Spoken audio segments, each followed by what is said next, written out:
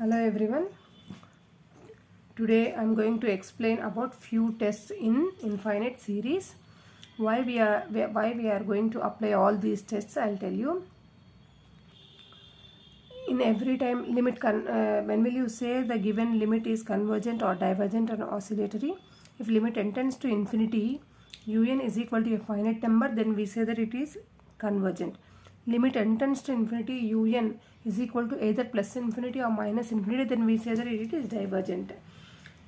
If it is neither convergent to a finite number nor divergent to a plus infinity or minus infinity, then we say that it is oscillatory. Now, sometimes it is not possible to find the nth terms. If it is very difficult to find the nth terms, at the time to apply all these above formulas is very difficult. That's why few tests are there. Depends on the given tests, we will get the conclusions whether convergent or divergent. Under these tests, we have geometric series test. Geometric series test. The first test is geometric series test. When we can apply the geometric series test, the geometric series is in which form? The geometric series is in the form of 1 plus r square plus r cube plus r to the power of 4 plus and so on up to plus infinity. If the given series is in the form of 1 plus r square plus r cube plus and so on up to plus infinity, then only we can apply the geometric series test. 1 plus r square plus r cube plus and so on infinity. Now the conclusion, how can you get the conclusions? Based on the r only you will get the conclusions. If mod r is less than 1, it given geometric series converges. If mod r less than 1, then only the geometric series converges. If r is greater than or equal to 1, then the geometric series diverges. If r less than or equal to minus 1, if r is less than or equal to minus 1, it oscillates. For example, I'll give you one example for geometric series. Example is, for example, sigma n is equal to 0 to infinity 2 to the power of n. 2 to the power of n, you will get, if you expand the sigma, 1 plus 1 by 2. Sigma n is equal to 0 to infinity 1 by 2 to the power of n. If you expand the sigma, if you put n is equal to 0 first term, n is equal to 1 second term, n is equal to 2 n is equal to 2 third term, like that you will get 1 plus 1 by 2 plus 1 by 2 square plus 1 by 2 cube plus and so on up to plus infinity. In this problem, if you observe this problem, r is equal to, this is in the form of 1 plus r square plus r cube plus and so on. This is in the form of 1 plus r square plus r cube. Whenever the given series is in the form of 1 plus r square plus r cube, then we have to apply geometric series. R is equal to how much? R is equal to 1 by 2, which is nothing but 0.5. Mod 0.5, mod 1 by 2 is less than 1. Always mod 0.2 less than 1. Therefore, the given series is converges. Example. In the same way, we can take another example. 1 plus, if the given series is 1 plus 5 by 2 plus 5 by 2 whole square plus 5 by 2 whole cube plus and so on. For example, there is one series like this. Now, this is also in the form of 1 plus r square plus r cube plus and so on. How much is r is equal to here? R is equal to 5 by 2, which is equal to 2.5. R is equal to 2.5, which is greater than 1. When will you say it is diverges? When will you say it is diverges? R greater than or equal to 1. You have to by heart the conclusions. Converges if mod r less than 1. Diverges if r greater than or equal to 1. Oscillates if r less than or equal to minus 1. These are the conclusions. For example, therefore, if 2.5 is greater than 1 means the given series is divergent, DGT or diverges. Like this, two examples we can take in the geometric series test.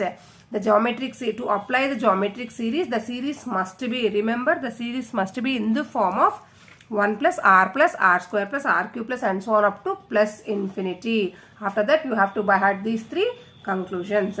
And after geometric series, we have auxiliary series. Auxiliary series test or P series test, both are same.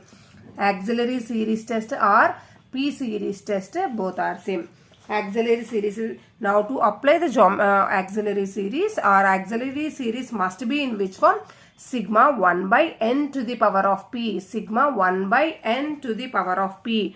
Sigma n is equal to 1 to infinity n to the power of p. If you elaborate the sigma, you will get a 1 by 1 to the power of p plus 1 by 2 to the power of p plus 1 by 3 to the power of p plus and so on, nth term 1 by n to the power of p plus and so on up to infinity. Sigma n is equal to 1 to infinity. The auxiliary series must be in the form of sigma 1 by n to the power of p form. That is called auxiliary series. Now the conclusions of p series or auxiliary series are, when will you say depends on the p value? The conclusions will get depends on the p value. If p greater than 1, the p series converges. If p less than or equal to 1, the p series diverges. Remember, based on the p value only you will get the conclusions. If p greater than 1 converges, p series, p less than or equal to 1, it diverges. For example, sigma examples we can take as sigma 1 by n square or sigma 1 by root n, or third example we can take sigma 1 by n, sigma 1 by n. If you take this is in the form of sigma 1 by n square is in the form of sigma 1 by n to the power of p. Here p is equal to 2. Here p is equal to 2, which is greater than 1. Therefore, this series converges. Now, auxiliary series is in which form I told you? Sigma 1 by root n. Root n is nothing but n to the power of 1 by 2. Sigma 1 by n to the power of 1 by 2. Here p is equal to 1 by 2, which is less than 1. Whenever p less than or equal to 1, the given series is DGS, diverges. CGS, converges. CGT, convergent. DGT, divergent. Remember? Now, the third example, sigma 1 by n, p is equal to 1. N means n to the power of 1. This is in the form of sigma 1 by n to the power of p. P is equal to 1. Whenever p less than or equal to 1, it is diverges. Therefore, the above series is diverges, divergent or diverges. These are the examples of auxiliary series or p series. To apply auxiliary series test or p series test, the series must be in the form of sigma 1 by n to the power of p. N to the power of p, sigma 1 by n square, n to the power of 3 by 2, n cube, like that it should be. These are the examples of p series. Now, after that, I'll start geometry comparison test. The comparison test is the next test. Before going to apply the comparison test, I'll tell you few things. Series of positive terms. Series of positive terms. When will you say the given series is series of positive terms? If all the terms are positive, then we say that the given infinite series is a series of positive terms. All are having plus symbol only. All are having positive terms. All terms are positive, then we said it is a given series is a series of positive terms. Series of positive terms either converge or diverge. Series of positive terms only either converge or diverge only. It never oscillates. That means series of positive terms never oscillates. It may be either divergent or it may be either convergent. Now one more thing. There is one theorem. If the given infinite series is convergent,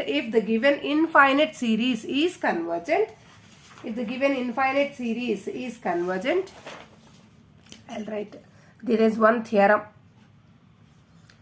If the given series, the series may be u1 plus u2 plus u3 and so on, un plus and so on. There is one infinite series. Is there?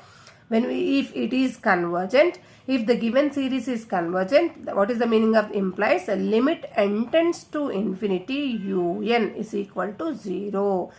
One series is there, one given series is convergent.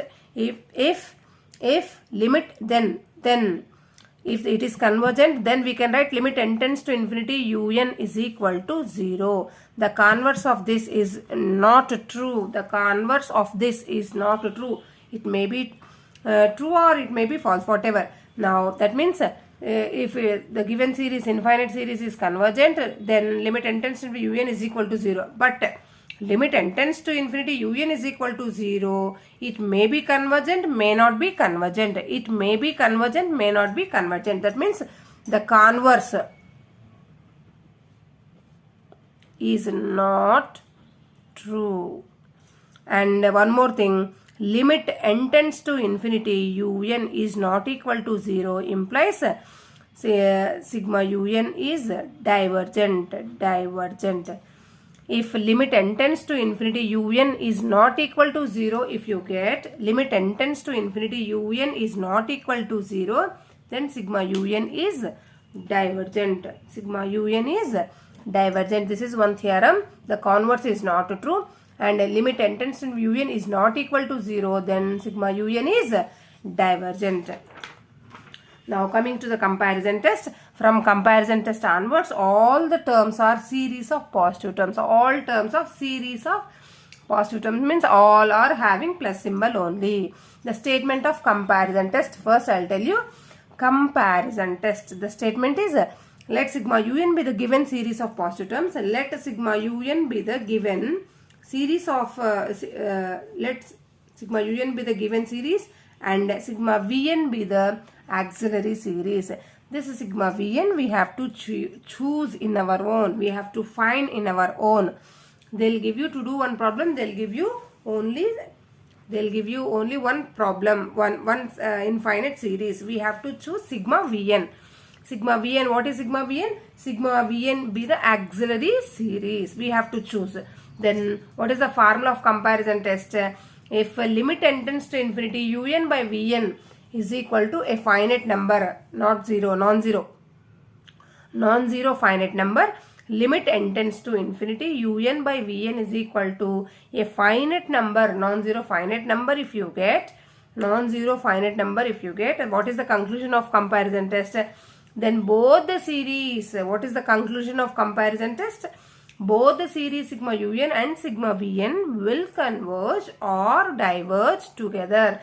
Both sigma un and sigma vn will converge or diverge together. I'll repeat the comparison test. To do one problem, they will give you one infinite series sigma un, nth term they'll give you sigma un be the given series, and then we have to choose or we have to find the auxiliary series sigma vn we have to find. And then the formula of a comparison is if limit n tends to infinity, un by vn is equal to a finite number, then the conclusion of comparison is if you get in this formula, if you substitute un value and vn value, and if you simplify, if you get a finite non-zero number, if you get, what is the meaning of that? What is the conclusion of comparison? Both the series sigma un and sigma vn will converge or diverge together. Now I'll give you one example. The first problem is in comparison test. The first problem is limit and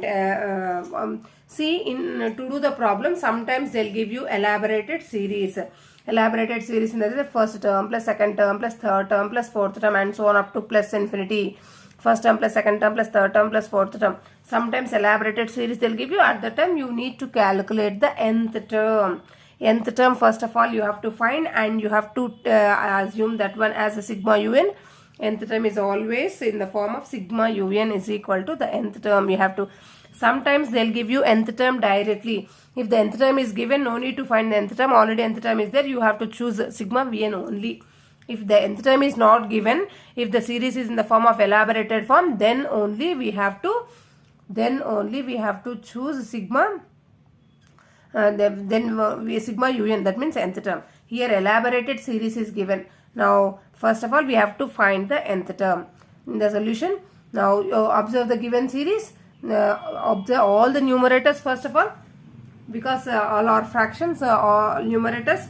The first numerator is 2, 3, second is 3, third is 4, 5. 2, 3, 4, 5 are in arithmetical progression. Nth term is equal to a plus n minus 1 into d. That is equal to plus a